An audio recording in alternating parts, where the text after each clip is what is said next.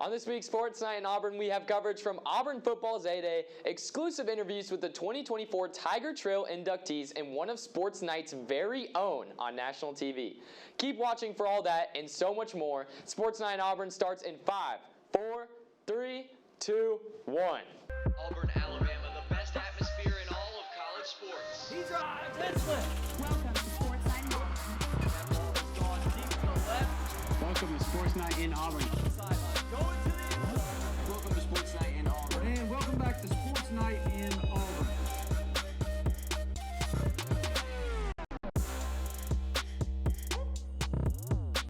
Welcome to Sports Night in Auburn. I'm Faith Richardson.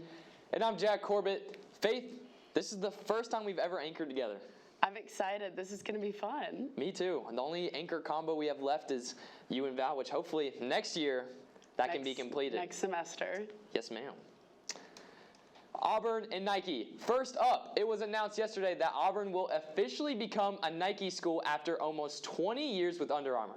Auburn Athletic Director John Cohen revealed Auburn will be signing a 10-year apparel deal with Nike, making Auburn one of the highest-paid Nike-sponsored programs in the nation. The agreement begins in July of 2025, with this year being the last year for Under Armour. It is said that Auburn legends Bo Jackson, Charles Barkley, and even Apple CEO Tim Cook were instrumental in this decision. This past weekend was a busy weekend on the Plains as it was Auburn's annual spring football game, A-Day. With the offense playing the defense and it being Hugh Freeze's first spring game with a full recruiting class underneath his belt, there was a lot of excitement. With a recap of the game, here's reporter Brett Fouts. Football fever is picking back up here on the Plains as the Tigers held their annual A-Day game on Saturday. After the Eagle flew, it was all eyes on five-star true freshman and early enrollee Cam Coleman. Coleman certainly didn't disappoint in his first performance for Auburn, as the top recruit in the state of Alabama dazzled, including this 34-yard touchdown from Peyton Thorne. He would finish the afternoon with 4 catches for 92 yards, a touchdown, offensive MVP honors, and was still able to make it back to his high school prom that night. Some other new faces got their first action for the Tigers as Georgia State transfer Robert Lewis had 5 catches for 73 yards, and former Cal quarterback turned wide receiver Sam Jackson V had 2 catches for 27 yards. Peyton Thorne had a solid day as well, going 9 of 13 for 133 yards and a touchdown while not turning the ball over. True freshman Walker White saw the field as well, finishing 5 of 13 for 83 yards. However, it never felt like the run game got going very strong, and you can credit that to the Tigers' defensive line, who had a great afternoon. The unit logged 8 tackles for loss, led by Quintrell Jamison Travis, who had 3. Safety Jaron Thompson earned defensive MVP honors as he recorded 3 tackles and a sack. And who can forget that special teams make special plays? Freshman and Auburn local Towns McGew filled in for Alex McPherson and finished 7 for 7 on the day, including this kick at the end that was good from 58 yards and won the game for the offense 28-27. For Eagle Eye TV, I'm Brett Fouts. All right, Faith. Who was your A-Day MVP? It's going to have to be Cam Coleman. I think he brought a lot of dynamic to the offense, and hopefully we're going to be able to use the receivers a little bit more this year, so we'll have to see. I'm going to take Towns McGew, 7 field goals. Giving Alex McPherson a run for his money this year, hopefully. Thought it would be a quarterback war with Peyton Thorne, Walker White. I don't know if it's going to be as hyped up as people say, but the kicker war, maybe that's where it is for Auburn. That's going to be new for us. Let's see. Yeah. Also on Saturday, Auburn held the 2024 Tiger Trail ceremony with 4 former Auburn Tigers inducted. Takeo Spikes, Caitlin Atkinson, Cliff Ellis, and Casey Cooper. Takeo Spikes' daughter and Eagle Eye's very own Jakai Spikes was able to sit down with a few of them. Let's take a look. War Eagle to everybody. War Eagle. It's really it's truly, it's a privilege. It's an honor. Today, you're being inducted into the Tiger Trail of Auburn. First off, congratulations. Well, it's an honor to be in this along with your father. Yes, along with him. Who was at Auburn at the same time I was. He was a tremendous football player, person, athlete. It's an honor to be here. I think it's humbling, truly, and just shows how much of our team made an impact on this campus and on the lives of others. And just being able to be a part of my teammate who's also on the trail, Emily Carasani, and she's also on staff. It's awesome, it's humbling, and really just to cherish and relive those memories. I got to bring out one of the rings. It's from the team at first, and just, it's a very awesome feeling. Yeah, I read the email, and I was like, I had to read it like 2 or 3 times and kind of like, is this real? Is this really what I think it is? Like, is this really the Tiger Trail of Auburn? And it really was. So I was very shocked and emotional, and just to know that my legacy was going to be cemented in Auburn, in the floors of Auburn, was just really, it's kind of surreal, honestly. Switching over to the professional side, we have a couple of updates for you. In NFL news, former Auburn captain Derek Brown signed a 4-year, $96 million contract extension with the Carolina Panthers, making him the 4th highest paid defensive tackle in the NFL. Last year, Brown had a record-breaking season, recording 103 tackles in 2023 alone, and has now accumulated 245 tackles, 8 sacks, 41 stuffs, and 2 interceptions in his 4-year career. In Major League Baseball news, former Auburn pitcher Casey Mize is finally back. After being out for most of the 2022 season and all of the 2023 season due to Tommy John and back surgeries, Mize made his first MLB appearance in almost 2 years for the Detroit Tigers. Starting at pitcher against the New York Mets, Mize recorded 4 strikeouts in 4.5 innings against 21 batters, leading Detroit to a 6-3 win.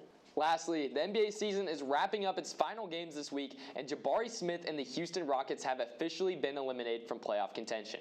With 3 games left, the Rockets sit at 39-40, and although they are missing the playoffs, a 500 season is a huge step in the right direction due to increased contributions from Smith, along with Jalen Green and Alperen Sengun. Walker Kessler and JT Thor will also miss the playoffs as the Jazz and Hornets both fail to reach the postseason once again. However, Orlando Magic guard Chuma Okeke and Cleveland Cavaliers forward Isaac Okoro will be in the playoffs, with there even being a good chance the former Auburn stars play each other. With only 3 games remaining, the Magic sit at the 4 seed and the Cavaliers at the 5 seed, positioning the 2 teams to go head-to-head in a first-round matchup. In other basketball news, former 5-star point guard Sharif Cooper has left the G League after the Cleveland Charge were eliminated from postseason play. Cooper signed a deal with the Liaoning Leopards of the Chinese Basketball Association, and he looks to help the Leopards win their 3rd straight CBA championship. When we return, we are going to discuss some questions surrounding college basketball, and we also have our very own Justin Stuckey's first on-air interview on national television. But, Jack, what time is it? Let me check my watch real quick. Oh, it's trivia time. Which NBA team did Charles Barkley not play for? Is it A, Houston Rockets, B, Phoenix Suns, C, Philadelphia 76ers, or D, Los Angeles Lakers? Reach out to us on our X at EETV_sports or on our Instagram stories to see if you have the right answer. We're going to be right back.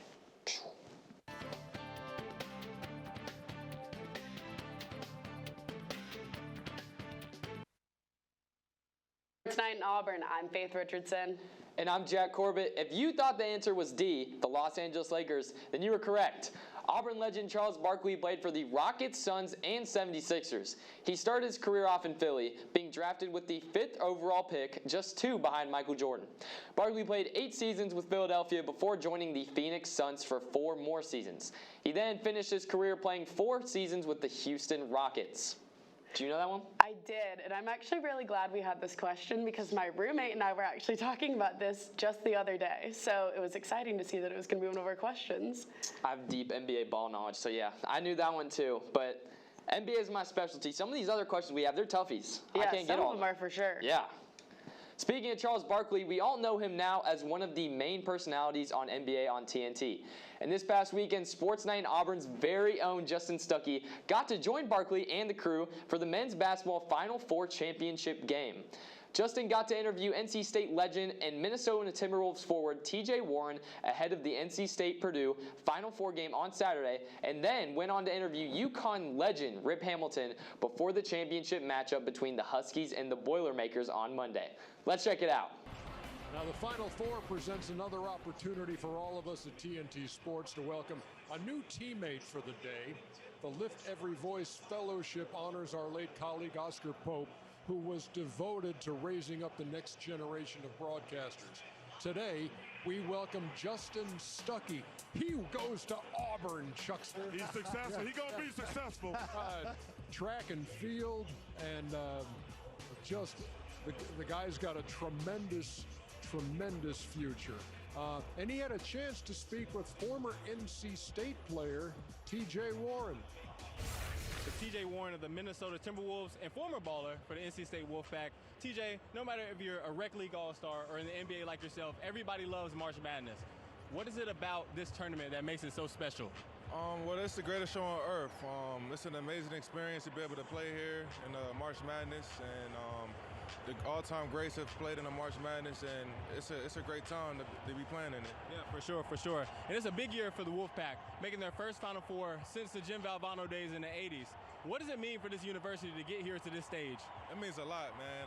This is some of the most passionate fans in college sports. NC State, they deserve it. I'm just blessed to be a part of it, be an alumni there. And I'm looking forward to seeing the Wolfpack do their thing. It's going to be some great games tonight. And before I let you go, I got to have your predictions, man. We got 4 teams coming in, 2 going home, and 2 are advancing to the next round of the championship. What do you got? Who's winning tonight? Well, for sure, I got NC State advancing, and I got UConn. Okay. Yeah. What's it going to take for NC State to get a dub tonight?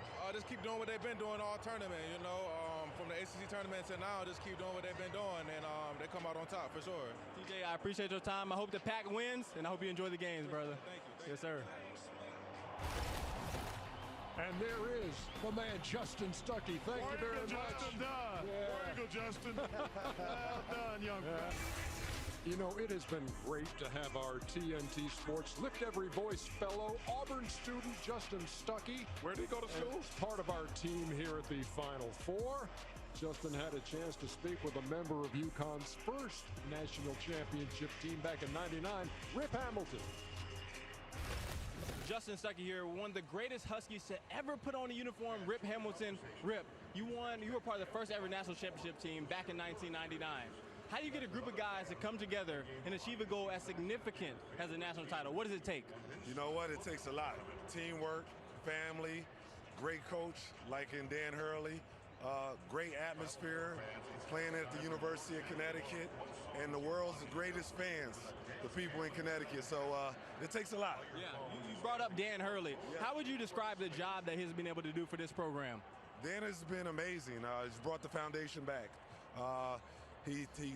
We go out each and every day. We work hard. We spend time in practice. We do it together as one. If you watch us play, we do it selflessness. Like, we come out there, nobody's selfish. We make the extra pass. We play both ends of the floor, and that's what it takes to win a championship. This current UConn team has been putting on a show all season. They've won by an average of 22 points in the tournament so far. With all the good things going on, what impresses you the most about this squad? The way that they win. I mean, winning a national championship is hard, and even getting here is tough. But the way they've been doing it, they've been winning and by double figures each and every game. I don't think we ever seen anything like that before. But that's just a testament to the players out there. They're willing to do that together. Nobody cares who gets the glory. Yeah. If you watch how we play, we always want to make the extra pass. So it's just a fun atmosphere to be a part of. And this team is looking to make history tonight, being the first since that Florida team in 06 and 07 to win back-to-back national championships. If they do it tonight, what would this mean for the legacy of UConn, who you call the true blue bloods? Yeah, we are the true blue state. I mean, a lot of times they talk about Duke and Kentucky and all these other programs, but what we've been able to do at UConn, especially in the last 25 years, has been absolutely amazing. I mean, we get the right players that fit in. I always say the way that we play and the style that we're playing right now, we don't play like everybody else. Yeah. It's all about ball movement, body movement, that old school type of mentality. It's not a whole lot of ISOs and pick and rolls. We do it together. So it's just been amazing to be a part of, and it's been amazing for me to watch. Oh yeah, Rip, I appreciate your time, and we'll see if history will be made tonight. Yes, sir. Thanks to Rip Hamilton. Thanks to Justin Stuckey. There he is. Hey, look. It's been an honor to be your teammate this week, man. Thank you so much. You've brought a lot to the table. Thank you guys, man. I appreciate you guys as well. Hey, Justin, where did you go to college at again? Hey, man, Auburn University, War Eagle. Preach, brother, preach. Well done, Justin. Keep on keeping on, young fella. Well done. Looking good too, Justin. Love Man, the suit, man. He's Auburn is well represented with that young man. No He is question about fantastic. We are so proud to call Justin one of our very own. Keep doing it. To wrap it up, Dan Hurley's UConn Huskies defeated Zach Edey and the Boilermakers 75-60 to win their second consecutive national championship. On the women's side, the South Carolina Gamecocks defeated Caitlin Clark and the Iowa Hawkeyes 87-75 to win the 2024 national title. This game marks the third consecutive year that the SEC has won the women's championship after LSU won last year and South Carolina the year before. This game was also the first game that women's championship game has had more viewers than the men's, with 18.7 million viewers compared to the men's 14.8 million. In Auburn basketball news, Honesty Scott Grayson competed in the 2024 Women's College All-Star Game in Cleveland, Ohio last Saturday. Although her team lost, Scott Grayson was able to put up the second most points for her team with 14. Scott Grayson now looks ahead next for the 2024 WNBA Draft, which will take place next Monday, April 15th.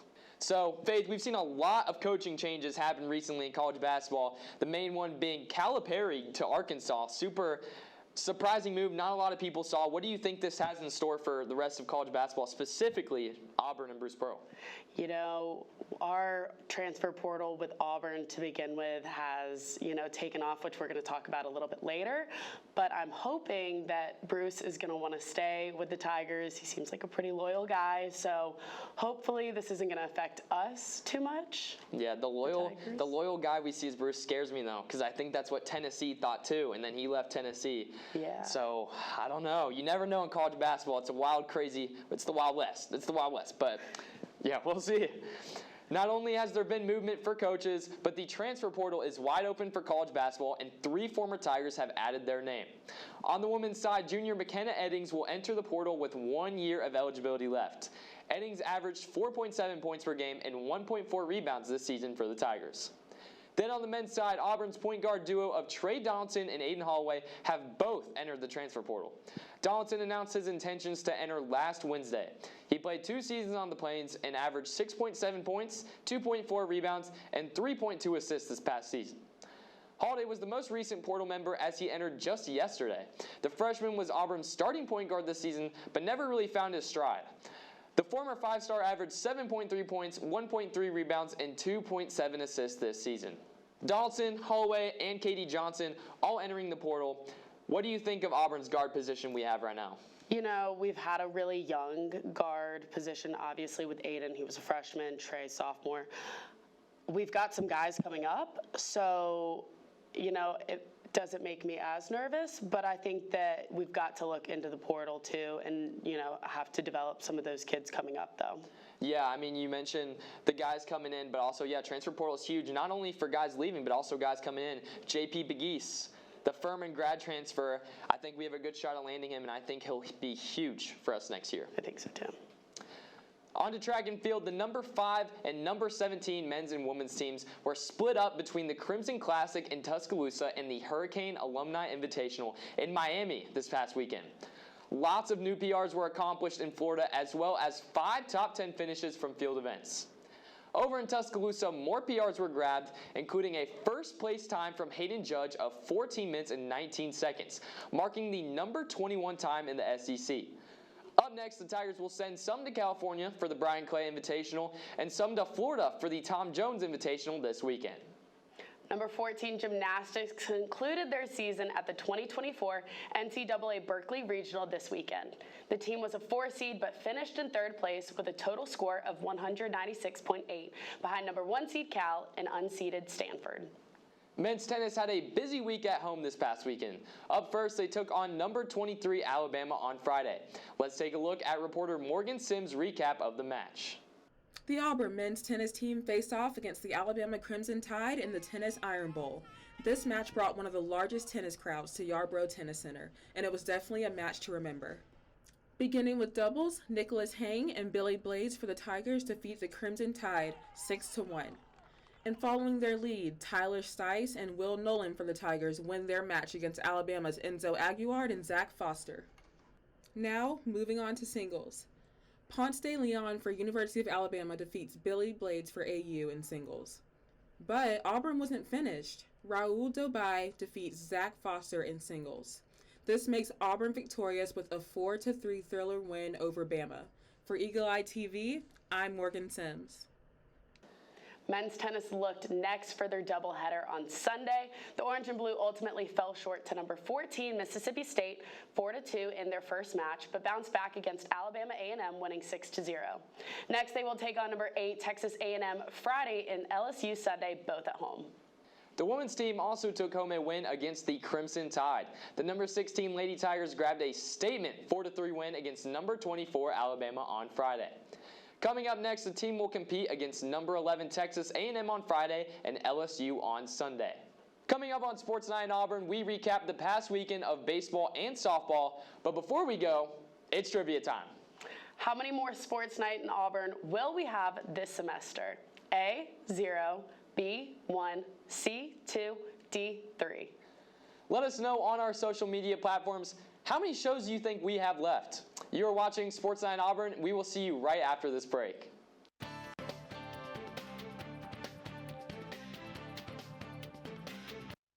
Welcome back to Sports Night in Auburn. I'm Jack Corbett. And I'm Faith Richardson. If you guessed B1, then you guessed correctly. This is our second to last show of the semester, with next week being our last one until we come back in August.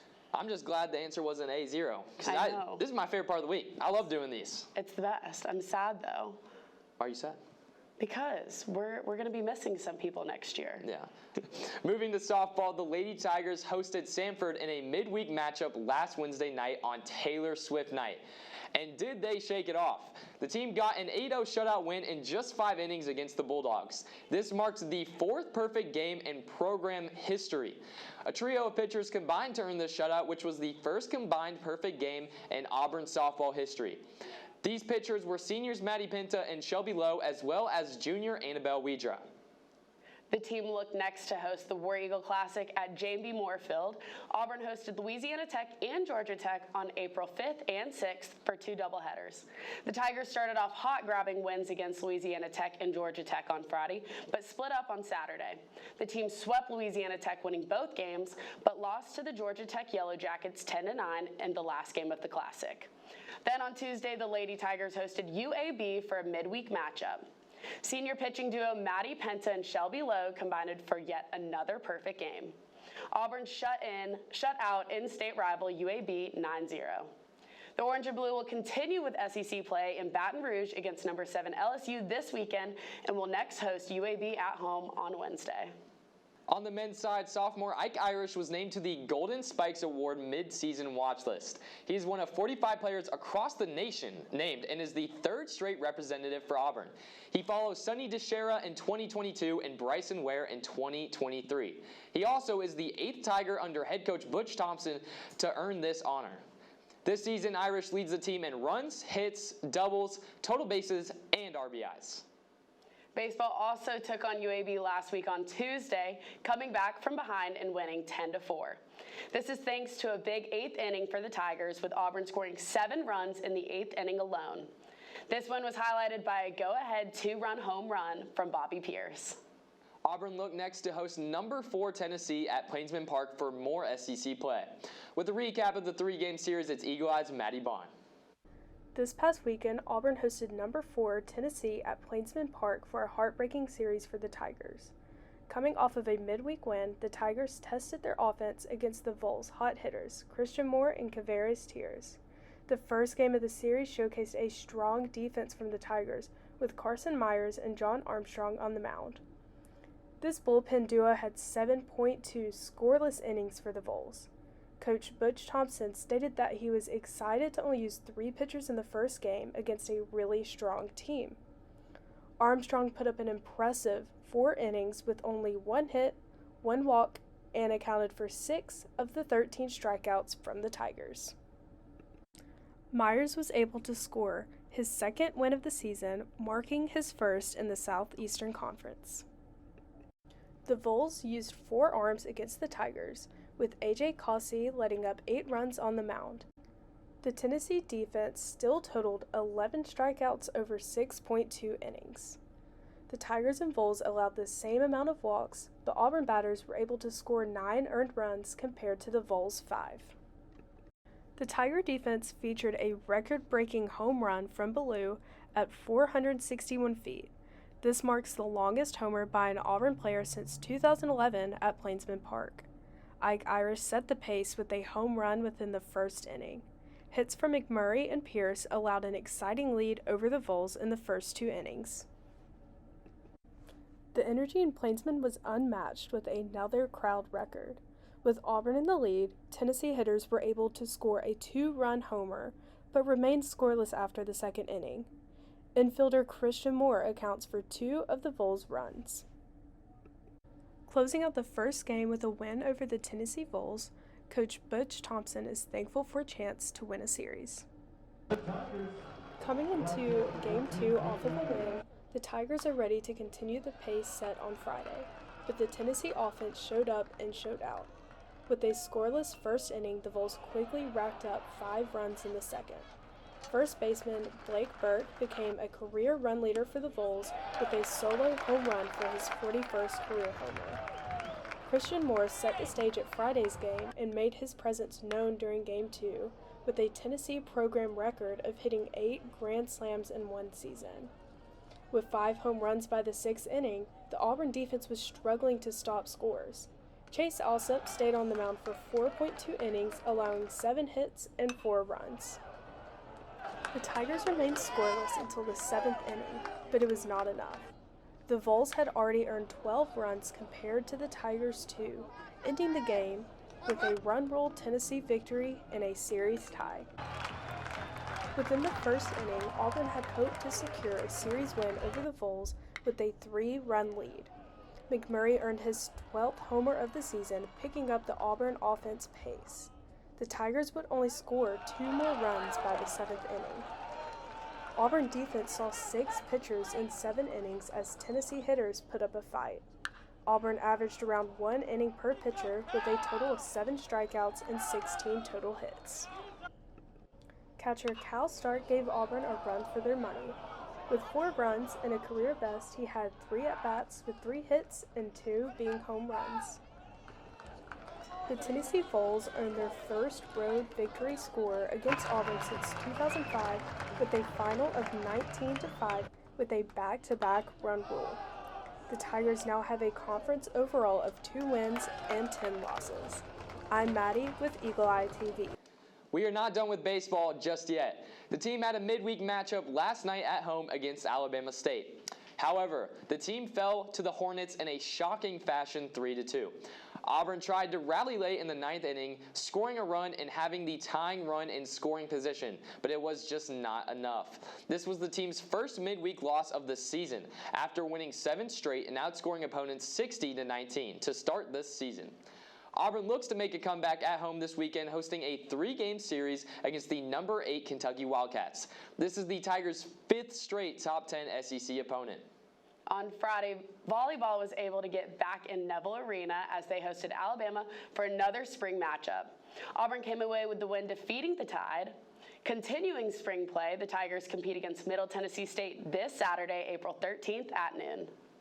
In soccer news, Auburn's very own Jessica Osborne was called up to the England women's U19 team in the hopes of helping the nation qualify for the 2024 Women's Under-19 Championship this summer in Lithuania. Osborne is able to play for the Lionesses as both of her parents are English citizens.